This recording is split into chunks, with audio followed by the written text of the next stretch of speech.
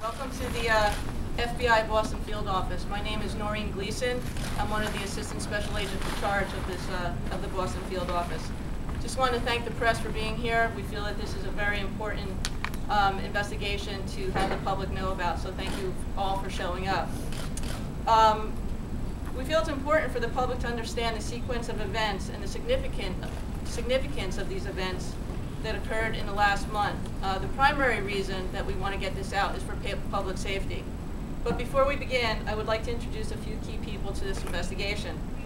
Behind me is Wellesley Police Chief Terry Cunningham, Deputy Superintendent William Brook, and Media Representative Marie Cleary, Needham Police Chief Thomas Leary, and Lieutenant John Kramer, Massachusetts State Police Major Michael Crisp, and FBI Supervisory Special Agent Randy Jarvis, who leads the FBI Violent Crimes Task Force responsible for this investigation. Also present, we have Bank of America Representative William O'Keefe and Mass Bankers Association Peter Blanchard. Just for reference, the FBI Violent Crimes Task Force, who's responsible for investigating these events, is comprised of members of Massachusetts State Police troopers, Malden PD, Somerville PD, Cambridge PD, Boston PD, and Saugus PD detectives. What's different about what we're going to talk about today from last week when you last reported on this is that we've increased the original reward from $25,000 to $32,500 for any information leading to the arrest or indictments of persons responsible for 2 bank robberies. One bank robbery occurring in Wellesley and the other bank robbery occurring in Needham. The reward being offered is broken down as follows. The FBI is offering $25,000, Bank of America is offering $5,000, and Mass Bankers Association tip program is offering $25,000.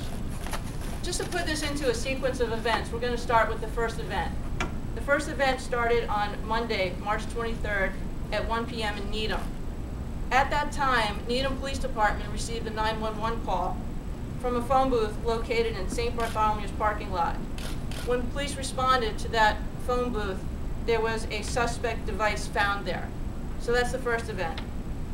The second event occurs on Thursday, March 26th at 4 p.m. in Wellesley. That's when the bank robbery occurs. But prior to that, at 3:45 p.m., a 911 call from a phone booth at the Star Market supermarket located on Washington Street was received at Wellesley PD. When police responded to that location, they also found a suspect device on top of the phone booth.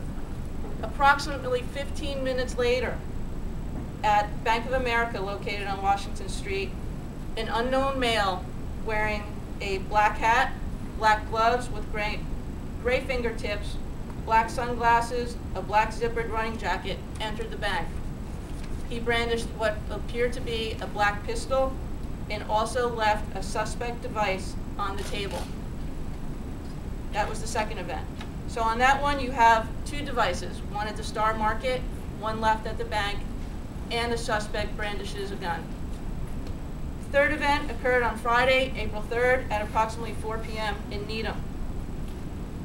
At 4 p.m., an unknown male entered TD Bank North, located on Great Plains Avenue. Said the package that he was carrying was a bomb and also brandished a black gun. At this point in time, all devices have been recovered and are currently being analyzed at the FBI lab in Quantico. Also, any other evidence that was located at the scenes has also been gathered and is being analyzed by the FBI lab in Quantico. This is a collaborative investigative effort, and at this time we'd like to thank the Massachusetts State Police and FBI bomb techs, FBI evidence response teams, and Needham and Wellesley Police Departments and Fire Departments. Any information related to these events can be called into the FBI Violent Crime Task Force at 617-742-5533. This is a fluid investigation. So the reason that we wanted this press conference also was to seek any type of information that might be able to help us out in this investigation from the public. Again, as always, we appreciate the media's participation in these types of investigations. I think what makes these bank robberies a little bit different is that you have devices, suspect devices, being left at various locations.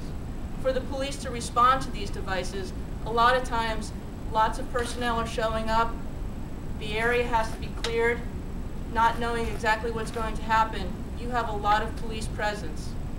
In each one of those bank robberies, the person also brandished a handgun. We consider these to be egregious acts of violence, both with the devices and with brandishing the guns. That's why this is a little bit different. That's also why the reward has been increased from last week when you first reported these incidents to this week.